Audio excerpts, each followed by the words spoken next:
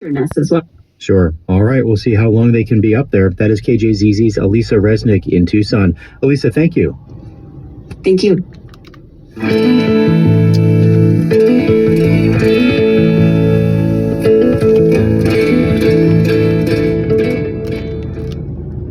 Schools across the state are starting back up for the year. Some start this week, while others have already been in class for a few days already.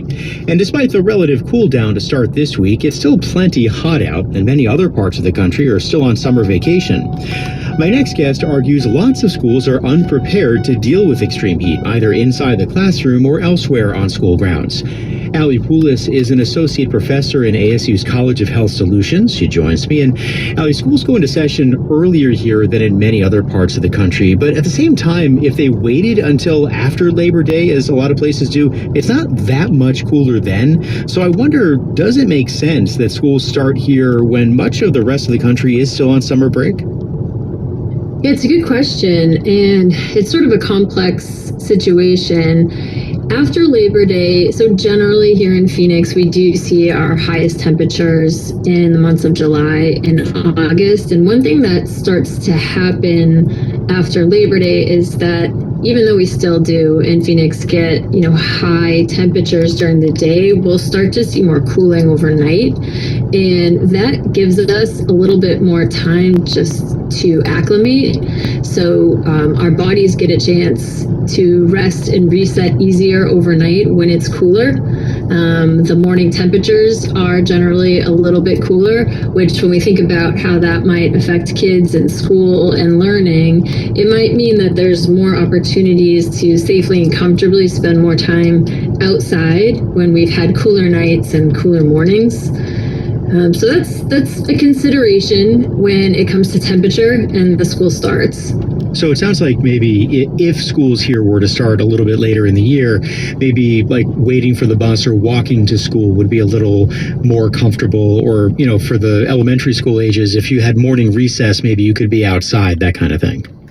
Yeah, exactly. And even for our middle school, our high schools, I think it impacts them too. Oftentimes the campus is open before school, so kids can enjoy the grounds. Oftentimes we'll have sports teams that are practicing before school to take advantage of the cooler temperatures. So I think it can impact kids in schools, K through 12. How big of an issue is air conditioning in schools, specifically in Arizona? Like, is this a problem that there are some schools that don't have functional or, AC that is sort of up to the task? I'd say this is the number one thing that comes up when we talk to schools, especially schools outside of Arizona. So Arizona is the only state right now that has a mandate for a certain temperature threshold in classrooms. So actually our state is in a better position than many others when it comes to having air conditioning and functioning air conditioning. There are many other states and folks that we talk to in schools in other states where this is a huge concern because many buildings are older. Many buildings were constructed during times when heat wasn't affecting the school years as commonly. And in fact, in some of the older buildings, across the country and across the world, built with brick and other materials that actually traps heat and actually is more hot. So not only do we not have a lot of schools that have adequate air conditioning, but they're not designed for even airflow. I want to ask you also about shade, especially, you mentioned a lot of Arizona schools are open. You walk between buildings or you're walking outside to get from class to class. In the younger grades, you have recess. How prevalent is shade relative to the amount of time that students are spending outside during the school day? There's not enough shade on school campuses. And one of the most interesting parts about this is that when we do have shade and shaded campuses, there are trees and shade cover is often located in the places where students are not the most active. So generally on school campuses, you'll see kids playing hard, in fields during sports practice or out at recess or on courts. And when schools do have shade and trees, we typically don't see those in places like fields and courts. I would imagine that would be hard to like put a shade over a soccer field, though. Like you don't want trees in the middle of the field that students are going to run into, or that would affect, a game a school might be playing. But like, how do you go about doing that? Yeah, absolutely. So there can be, we are seeing more and more schools with shade coverings over courts.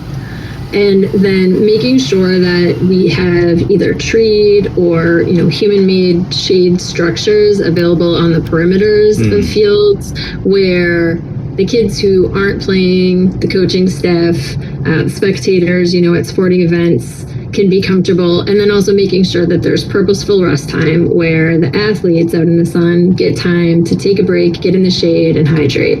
We visited a school a couple summers ago, and during recess, every 5 minutes, the staff person in charge of recess, the teacher, blew his whistle, and everybody stopped. They went to the shade. Everybody had a water bottle. Everybody drank. They rested, and then they went back and played. And they did that throughout recess. Wow.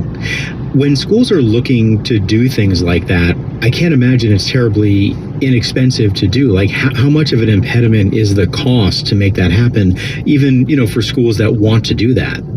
Yeah, so there's sort of a range of different things that can be done. So things like shade structures, especially, permanent large structures, are very expensive. They're very cost prohibitive. So it's not an easy thing for every single school to be able to do. There are some grants that can help support funding for shade structures. There are a lot of great community groups that can offer tree plantings to add tree canopy and shade to schools.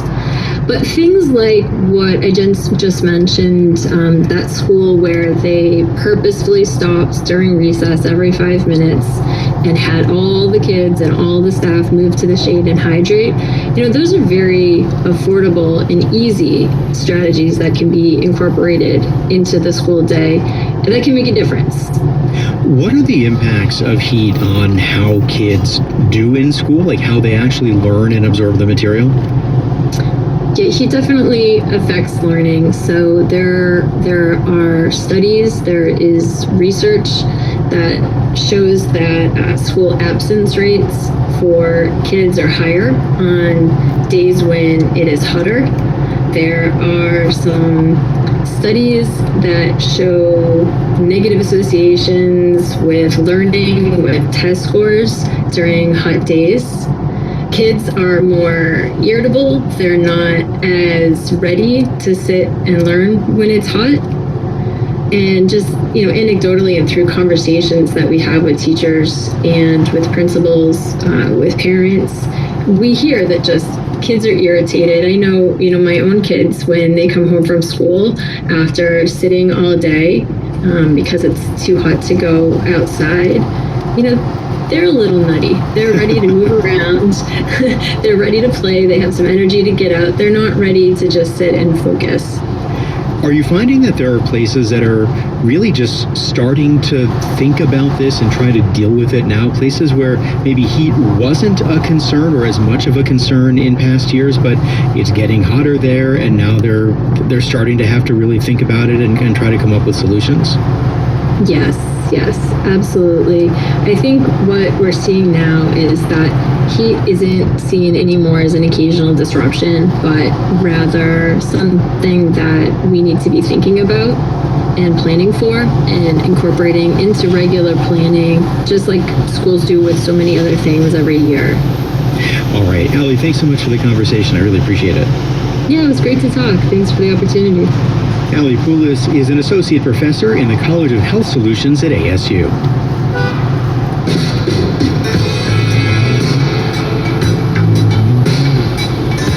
And this is the show.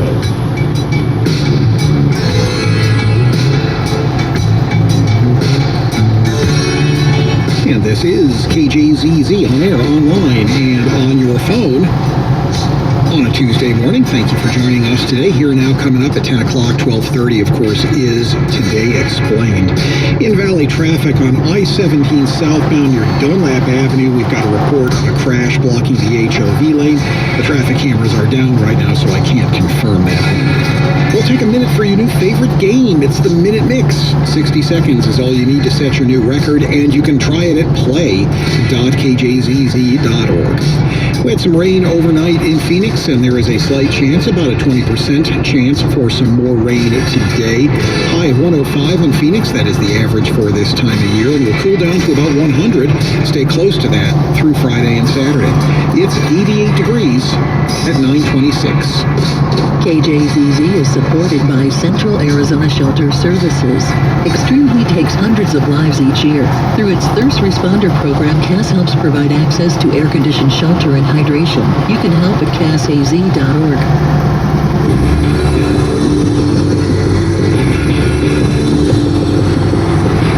Good morning. It's the show on KJZZ 91.5. I'm Mark Brody. Coming up, local bands are using AI to make flyers that promote their shows more and more often.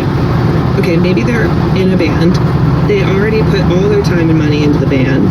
They don't maybe have the art skills, or they're intimidated by the art skills, or it's just the convenience factor. I don't want to think about it. I want to plug it in, and I want it to come back to me and be done. We'll hear from a music venue leader who found a new way to encourage collaboration between local bands and human artists. But first, the Arizona Supreme Court sided with the Church of Jesus Christ of Latter-day Saints in a controversial religious rights case brought by the children of a man who admitted to church leaders to sexually assaulting them for years.